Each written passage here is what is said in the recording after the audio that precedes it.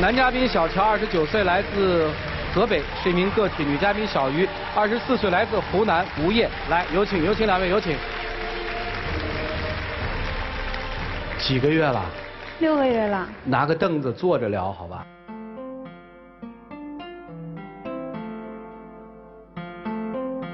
好，谢谢。我一直在端详他。我问的第一个问题，怎么就嫁给了这样一个胖子？因为他当时对我特别好。哦。就可以说千依百顺吧。啊。然后当时他妈妈也，妈妈爸爸都挺好的。嗯。因为我从小没有爸爸，他也挺像一个大兄长吧。啊。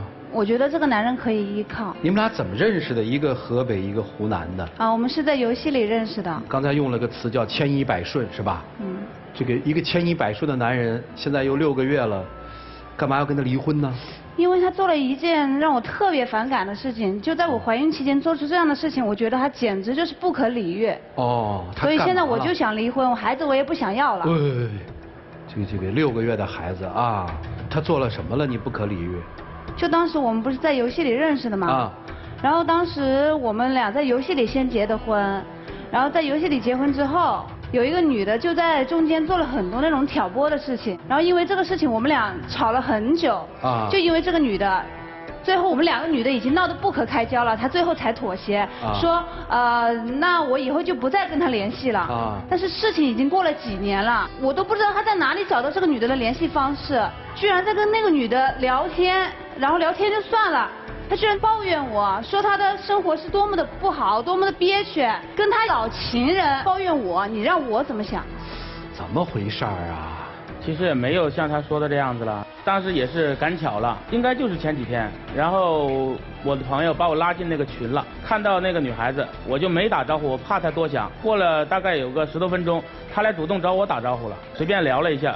刚好他话赶话的就聊到你怎么样了，我说我结婚了已经。那不是那他问你跟谁结婚了，你说跟我，然后他还说了一句，你怎么跟他结婚了呀？你说然后你还去他面前抱怨我。我也没说什么，我说我老婆怀孕了5、6个月了，老是碎碎念，然后对我母亲有一点点不像以前了，我就说了这些，然后我当时想马上就给他删掉的，结果我算是一个损友吧，打了我个电话，打完电话就在那瞎聊。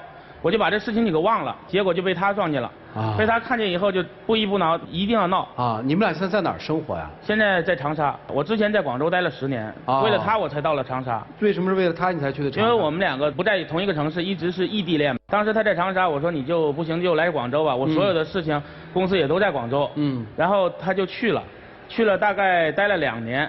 他在那里待2年，基本上都是水土不服。然后我说那这样不行的话，我们就去长沙吧，就在这里扎根了，待了3年了已经。哦，她怀孕你是不是特高兴啊？那肯定的呀。她照顾你照顾的怎么样？一般吧。这还叫一般？我在家里真的是敢怒不敢言，连咳嗽一声都不敢大了。她怀了孕以后，我就直接在家里就专职的陪她。你可以啊，就不用工作了是吧？这样还不行啊？为啥呀？整天的在一起时间长了，他就天天的看我这个也不顺眼，那个也不顺眼了。哦，那我就回去上班呗。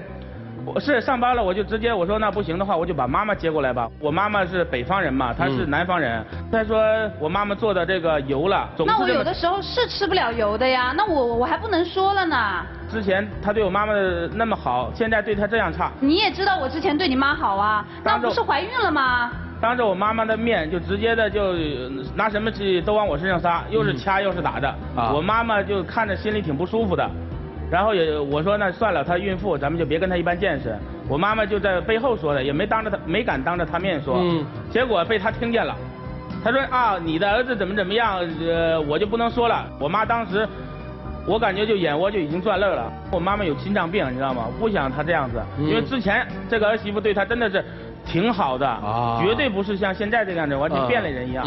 我也不想啊，有时候你要想我怀孕，我心里也有压力呀，宝宝在肚子里是不是？我不知道他好不好，我担心这个担心那个。然后我就跟我妈商量，我跟她商量，我说不行，把妈妈送回去吧。我说这样我还继续在家照顾你。我没办法，我就把我妈妈送回去了。因为在上车的时候，我看到我妈在那哭，当时我心里真的是很难受。你母亲走以后，谁照顾她呢？是我，又是我，我在家里就又不上班了，又在家里全职的照顾他。我是属于那种妊娠反应比较大的人，我吐的特别厉害，他吃啥都觉得好，我吃啥就吐啥，他都没有想过我的感受，我有多难受。他吃什么，我必须得跟着吃什么。他不能吃的我也不能吃。我喜欢吃个冰棍，放在冰箱里。他说你这个东西不能吃，不能当着我面吃。我说那我背着你吃好不好？他说不行。然后全都给丢了。那你吃了我不就看着馋吗？那我也想吃怎么办啊？结果我就不敢买了。好。怀孕之前你媳妇儿挺好的吧？真的挺好的，很孝敬父母。结果她结完婚以后跟变了人一样，完全不是。不是结婚就变了，还是怀孕之后变了？怀孕以后变的。怀孕变了。其实我也不想抱怨这些事情。在家里也不敢跟她抱怨，说了以后她马上变脸。变脸以后我怕她孩子有什么事情。你是发自内心的爱这个女人，你怕她翻脸的，还是说？你只是忍她，因为觉得她在孕期，是真的挺爱她的。她是不是怀孕之后，你要在家里服侍她什么的，她那个会越来越升格的挑你的刺儿？是的，她要上厕所，因为孕妇会这个便秘，然后每天晚上她上大厕的时候，她就要蹲40-50分钟，这确实挺难受的。坐便她又不能坐，她只能在另外一个房间上蹲便。她上40-50分钟，我必须得蹲着，跟她一起蹲着。我连坐着都不行。那不晚上上厕所很怕吗？我这么胖，我真的蹲40-50分钟，你想一想，我站着。哎，兄弟，你怎么回事？你受了这么多的罪，你怎么还没瘦点呢？有一天晚上，就是那天晚上，我就直接睡，有点太困了，我就睡着了嘛。他就一下就把我这个打了我一下，打到头上了，一下我就坐地下了。我说你干嘛呢？他说你干嘛呢？我还是蹲着呢，你在这里看着。对呀，我蹲着你就睡着了，那我就让你陪我干嘛呀？我说那不行的话，我就到外面去蹲着吧。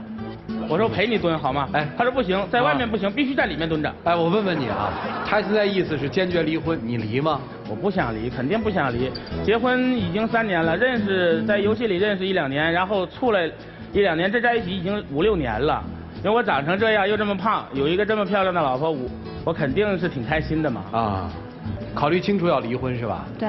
其实我个人觉得这个婚必须得离，这男人都这样对待你，怎么能不离这个婚呢？胖子，你没想开啊！你受了这么大的罪，你怎么能不离婚呢？不想离，得离，不离，离，不离，那你就别离呗，不离，回去吧。到我们这儿干嘛？谁要来的？是他要来的。你来干嘛？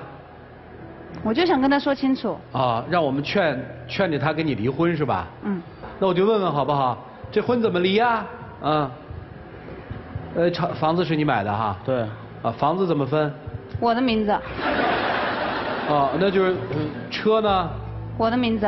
啊，存款呢？我的卡里。就他净身走就行了是吧？对。他净身走就行了是吧？我强您一句话，不是净身走，是我们结婚的时候，我特意把名字全都写在他的名下。结婚之前买的，我让他不，这从法律上说就是人家的了。因为让他省心呐，对不对？我说这是婚前财产啊，给你的。然后我说以后车子也结婚之前你都全部过渡给他了，是吧？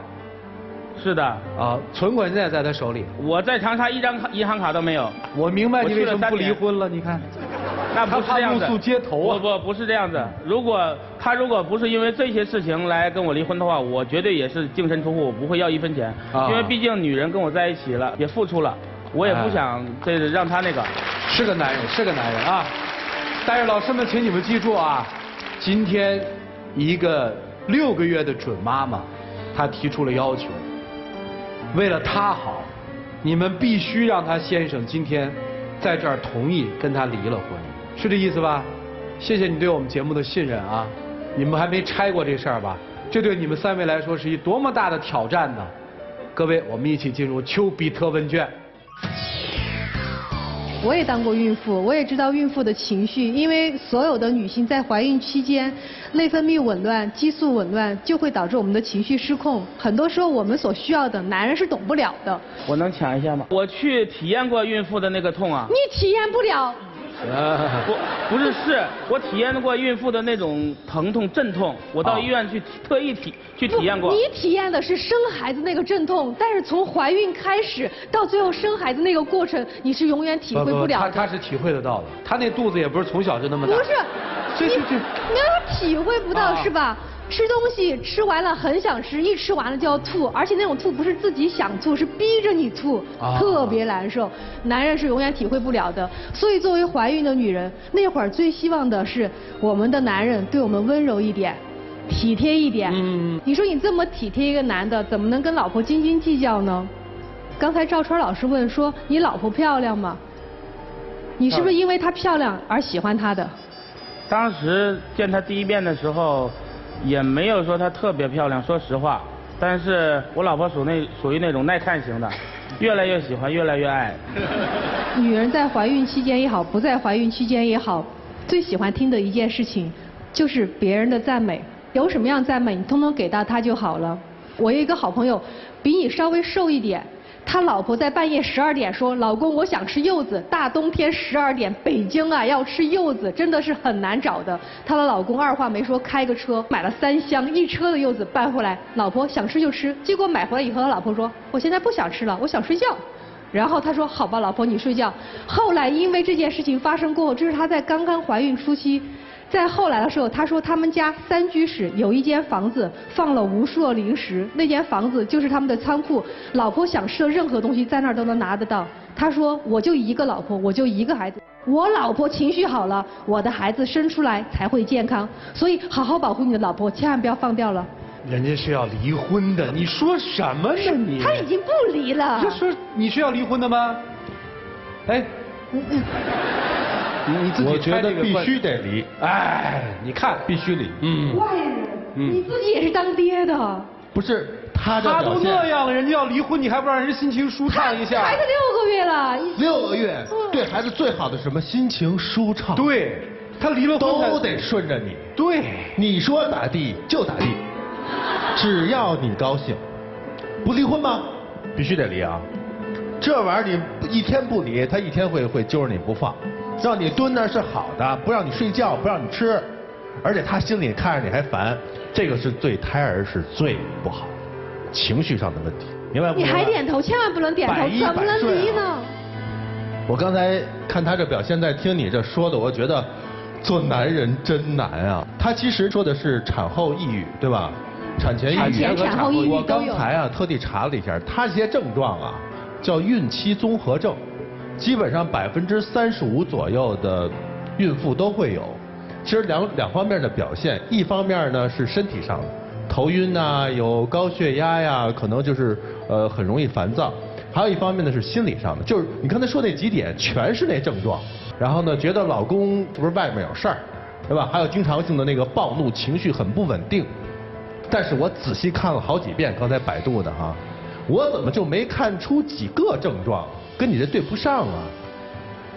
本来对婆婆是不错的，哎，怀孕之后对婆婆不好了，不讲道理。这个百度上没有这么写。我也没有对他妈怎么样呀。那妈妈可是哭着走的呀。老公对你这么好，啊，吃点都不行，没有说不能看着吃的那个老公也不能吃，这些症状都没有啊。你这不是孕期综合症，你是借故发威呢。知道你难受，知道你心里是有不舒服，但是绝没有不让老公吃啊。因为他吃我就会馋呐。不是，你到底想吃不想吃？想吃还不想吃？想吃。吃啊，就能吃。孕妇就是要这张嘴嘛，想吃什么必须得吃。他不吃那些营养的呀，他就吃那些什么梭罗呀、乱七八糟的这些辣的。所以你这里啊有点借题发挥啊。你是不是看他不顺眼，心里烦躁，对不对？跟他离婚。这期节目播出去，有多少女孩得看着哇？不，那不重要，关键游戏那女的会回来。哦，他们俩原来是这样的。对，然后那游戏那女孩那个电话多少，我通知她看一下这期的播出。你呀，兄弟，识相一些好不好？不理。你傻呀？你没他烦呀？你听我这句话嘛，如果你离了婚，那个姑娘找你。那个姑娘找你，你见还是不见？不见。见还是不见？不见。女孩，我最后跟你说句话啊，有没有这些所谓的症状，你自己最清楚。是不是借题发挥了？是不是自己啊？我为你生了小孩，我怀孕，我最不容易，你全都得听我的，你自己最清楚，好不好？症状，我个人觉得占你的50%，的确难受，但是。如果说靠自己这点难受，然后就肆意的去不尊重人，不去足够的给爱给你的老公的话，老公也会犯病的。我的建议就是这些，你想清楚了，哪些是真的，哪些是假的，不要太过分，就这样。好，谢谢曲总。问男生女生各一个问题，先问你，如果你老婆生的时候，医生跟你说大人和小孩只能保一个，你会保谁？保大人。为什么？因为小孩可以再要，老婆就这一个。我问你这个问题的目的，其实是想说，在这个时候对你老婆好，不仅仅是因为她怀的是你的孩子，最关键的是因为她是你的女人。不管她现在是在孕期需要照顾，还是将来生老病死，你都应该在孕期期间这样对她好。你的答案我很满意。我再问一下女生，如果她要是真的背叛，你肚子里那个孩子要还是不要？不要。你的答案令我非常失望。你有一个最重要的问题，并不是孕期综合症的问题，而是你认为，在孕期的这重负临盆的10个月，你认为你所有忍受的一切都是为了他。其实真正的你是为了你肚子里的孩子。他好不好跟你生不生下这个孩子没有关系。你所有受的痛楚不仅仅是为了他，主要是为了你肚子里的那个他。所以你不要觉得你好像有所吃亏，感觉是为了他们家为了他生了孩子，那孩子不是他的，也不仅仅是他妈妈的孙子，主要是你的孩子。所以你不要觉得吃亏。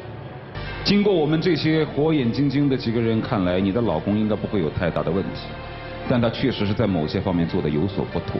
而你跟普通的孕妇相比，你无疑是幸福的。你基本上没干活，你基本上你也没有去工作。在我们电视台有很多女主播，她们在生之前1个月，她们甚至都在主持节目，她们的镜头往往是从这个扣子到这个扣子，最后甚至变成了一个大头贴，她们才离开自己的岗位。包括很多我们节目的女编导，肚子都这么大了，还在敲键盘剪带子，你是很幸福的了。所以好好珍惜吧，笑一个。我说话比较直，你做好当妈的准备了吗？6个月的孩子来一句，这孩子我不要了。你知道这样可能一个女人有可能一辈子再做不了母亲了吗？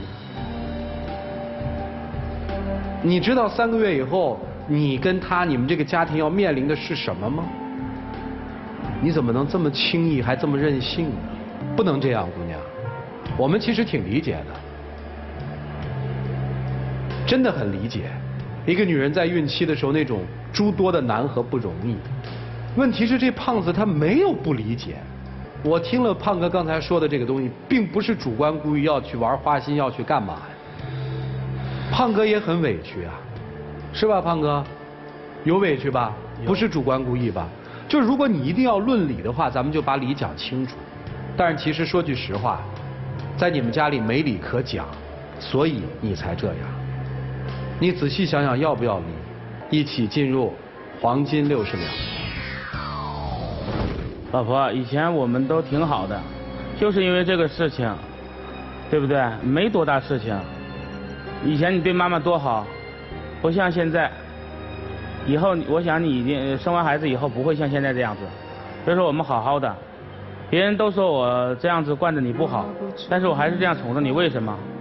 所以说我们好好的，我也不会像以前那样子再跟那个人去联系。他在微信我已经全都关掉了，全都删掉了。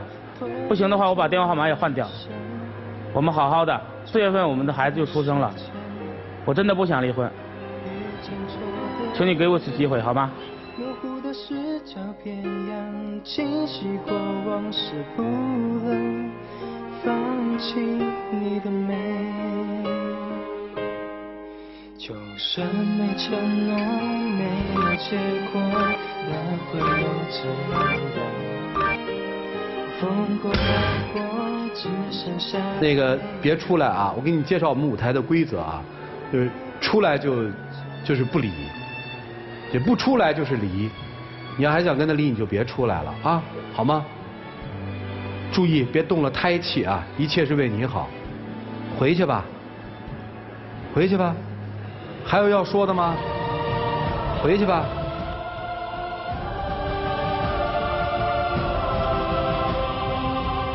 来，请关门。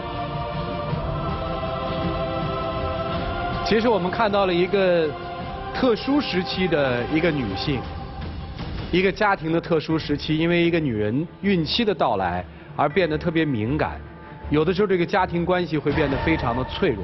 小鹏老师，趁他不在的时候，你给我们说句公允的话。这是不是稍微过了点这孕妇？那肯定是过了一点儿，可是我真的能理解。我们也其实也对，我能理解。6个月了，真的不容易。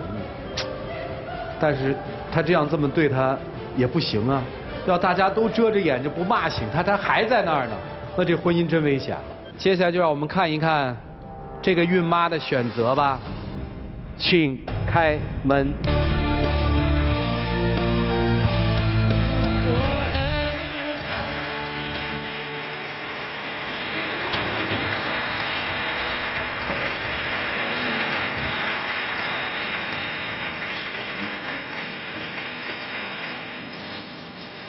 你就不能笑一个吗？就那么难吗？胖哥，你现在笑过吗？笑，经常笑，以前经常笑。啊？经常笑。啊，他现在就给你折磨的就不笑了。你要这么想，你这么愁眉苦脸，那游戏里那个女友才高兴呢。你笑出来，他就不高兴。傻孩子，笑给他看。幸福吗？啊？哎，这男人你嫁对了吗？嫁对了。来吧，还是看你们的浪漫时刻吧。有请我们的小花童，有请。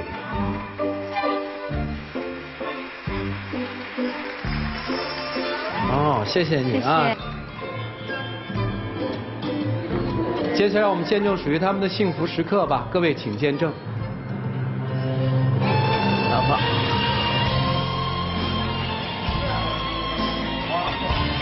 说话呀，多废话。全当减肥了。老婆，我就知道你会出来的，你会为了我们的孩子，我爱你。